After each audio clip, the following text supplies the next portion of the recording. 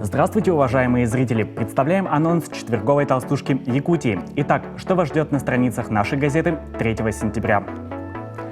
Гость редакции Мария Гуляева «Туая». Свой талант она получила от прабабушки, а мама научила ее первым хитростям сложного гончарного дела. Она с детства знала, чем хочет заниматься по жизни. В гостях у Якутии первый профессиональный художник-керамист среди женщин Мария Гуляева «Туая». Она рассказала о своем творческом пути.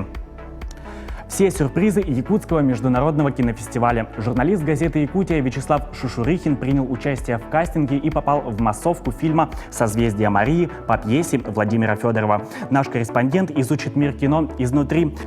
Об этом, а также о церемонии открытия 3-го Якутского международного кинофестиваля, его звездных гостях и фильмах-участниках конкурсной программы читайте в рубрике «Культурная эволюция».